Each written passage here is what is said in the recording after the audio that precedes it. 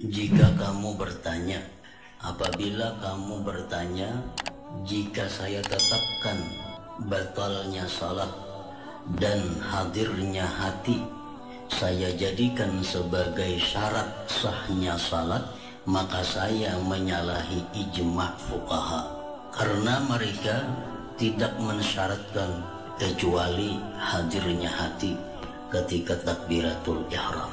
Dari keterangan-keterangan yang terdahulu, kelihatannya Imam Ghazali ini berpendapat bahwa hadirnya hati kita di dalam sembahyang itu merupakan syarat sahnya salat.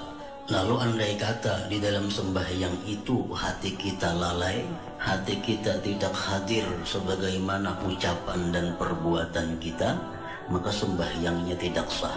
Nah, lalu ada yang bertanya kepada Imam Ghazali.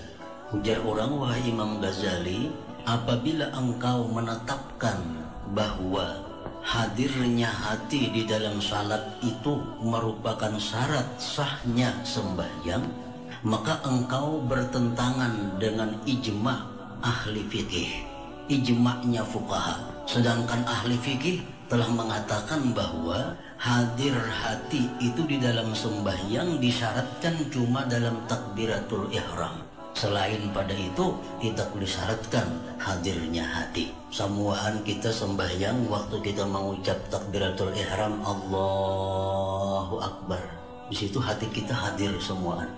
Hadirnya apa hati kita waktu mengucap Allahu Akbar itu? Bahwa aku sembahyang fardu maghrib ini 3 rakaat karena Allah Ta'ala. Nah, ulama-ulama fikih mereka mensyaratkan hadir hati itu cukup dalam takbiratul ihram saja.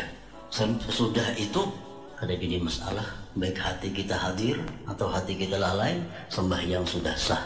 Apabila Imam Ghazali mensyaratkan hadirnya hati ini pada seluruh sembahyang, bukan hanya dalam takbiratul ihram, berarti jerurang pian itu bertentangan dengan kesepakatan ulama fikih. Bertentangan dengan ulama fikih. Karena mereka hanya mensyaratkan hadir hati dalam takbiratul ihram. Nah, Imam Ghazali menjawab, maka ketahuilah bahwasanya telah terdahulu dalam kitabul ilmi bahwa para fuqaha itu jamak daripada faqih. Faqih orang yang ahli ilmu fikih. Kalaunya banyak disebut fuqaha. Bahwa para fuqaha itu tidak mengulah mengenai batin. Ujar Imam Ghazali, ulama-ulama fikih itu mereka tidak mengurus masalah batin dan tidak menguraikan tentang hati dan jalan akhirat. Tetapi mereka ulama-ulama fikih itu membangun zahir hukum-hukum agama atas zahir amal-amal anggota badan.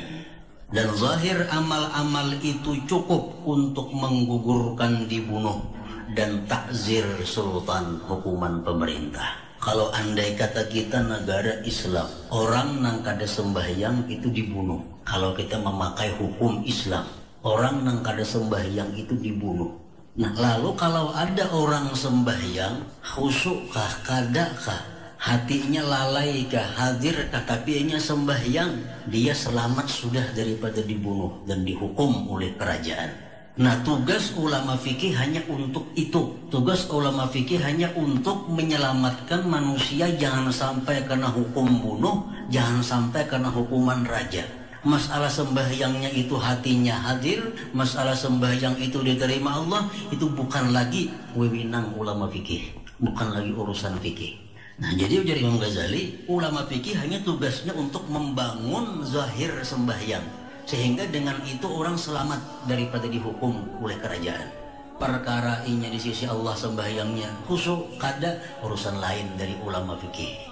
Oleh karena itu ada ungkapan dari para orang terdahulu, imam-imam, bahwa man tafaqqaha wa la tasawwafa faqad tafassaqa. Man tafaqqaha, barang siapa belajar fikih, wala tasawwafa, dan tidak belajar tasawuf, faqad tafassaqa, dia menjadi orang yang fasik. Ini mengaji fikih aja, tasawuf kada dikajinya. Fikih hanya untuk menyelamatkan dia dari hukuman dunia. Sedangkan untuk tasawuf itu menyelamatkan hukum akhirat. Kalau kita hanya belajar fikih tanpa tasawuf, kita jadi orang fasik.